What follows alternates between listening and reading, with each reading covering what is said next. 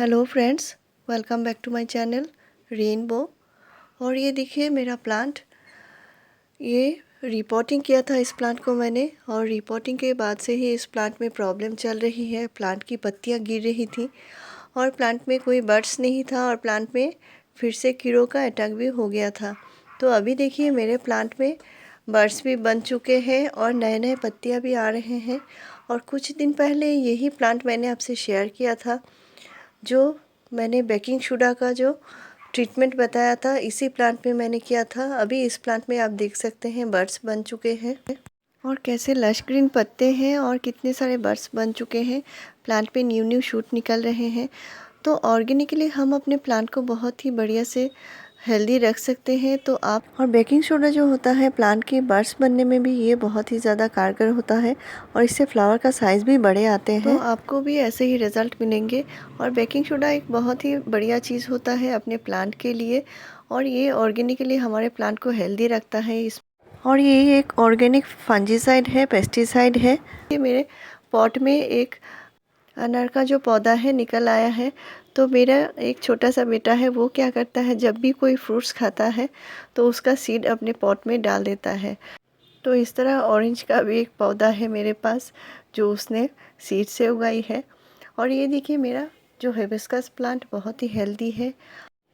तो आज जो मैं अपने प्लांट में केयर करने वाली हूँ, ट्रीटमेंट करने वाली हूँ, वो आप अभी फॉलो कर सकते हैं। और ये आपको अभी करना है क्योंकि अभी भी ड्राई मौसम बना हुआ है, बहुत ज़्यादा बारिश नहीं है। तो अभी इस प्लांट के लिए ये ट्रीटमेंट करना ज़रूरी है ताकि प्लांट पे बहुत ही बढ़िया से फ्लावरिंग हो, प्लांट की अच्छी ग्रोथ हो। अपने प्लांट में भी ऐसा ही कीजिए। और ये देखिए मेरा प्लांट जो है ये 14 इंच के पॉट में लगा हुआ है और ये थोड़ा बड़ा प्लांट है, इसलिए इसकी जो रिक्वायरमेंट है पॉट की वो बड़ा है, इसलिए मैं बड़ा पॉट में लगा रही हूँ। और कुछ पत्तियाँ येलो भी है, तो येलो पत्ती के लिए क्या क्या करना चाहिए वो भी मैं बताऊँगी। लेकिन येलो पत्ती का जो रीज़न होता है वो मैं आपसे शेयर करती रहती हूँ, क्योंकि आपको कभी ये ना लगे मेरे प्लांट में ये क्या हो गया। तो मैं जितनी सारी हो सके ज़रूरी बातें अपने वीडियो में आपसे शेयर करती रहती हूँ फ्रेंड्स।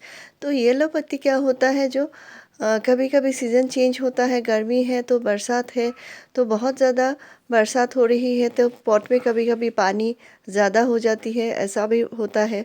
तो कभी ज़्यादा ड्राई हो जाती है मिट्टी बहुत गर्मी की वजह से। तो पॉट की मिट्टी ज़्यादा ड्राई होने के बाद आप जब पॉट में पानी देंगे तो तभी आपके पॉट में कुछ येलो पत्तियाँ निकल आएंगी। और अगर एक साथ बहुत सारी पत्तियाँ येलो हो जाए तो कभी ये फंगस का भी कारण हो सकता है।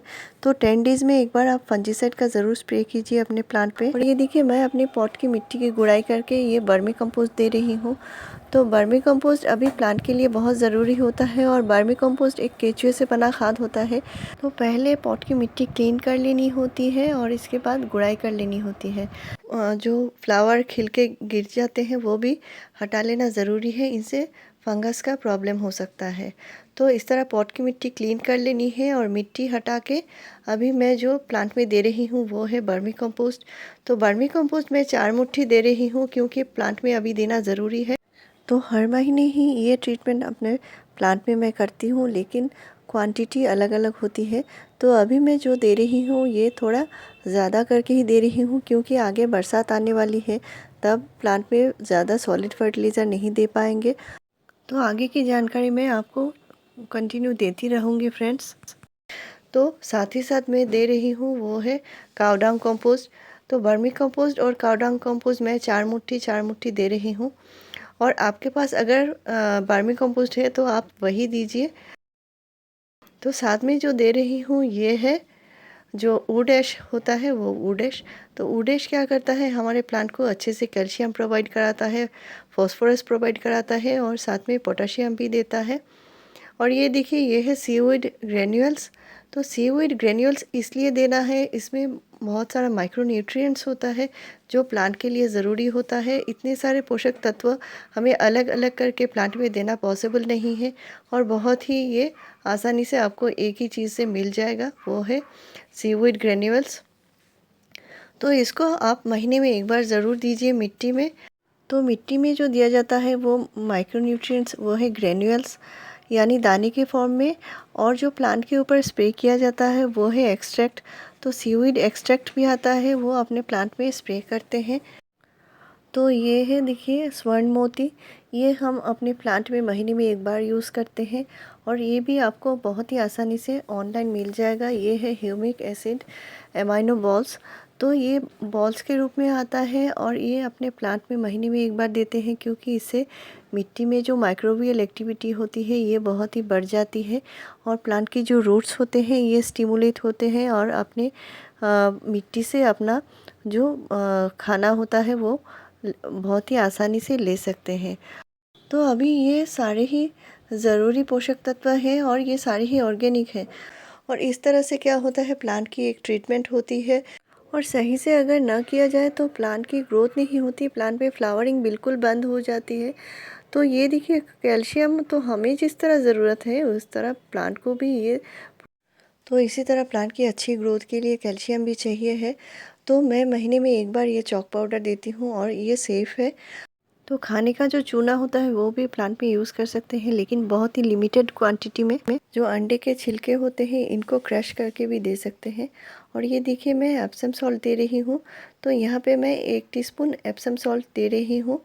और एप्सम सॉल्ट देना इसलिए ज़रूरी होता है, ये जो हमारे प्लांट में येलो पत्ती का आना होता है, या प्लांट की पत्तियाँ छोटी होती रहती हैं, इसलिए एप्सम सॉल्ट दिया जाता है। तो ये जो चॉक होता है इसको पाउडर बना लिया है, तो इसको पाउडर बना के देना ज़रूरी होता है।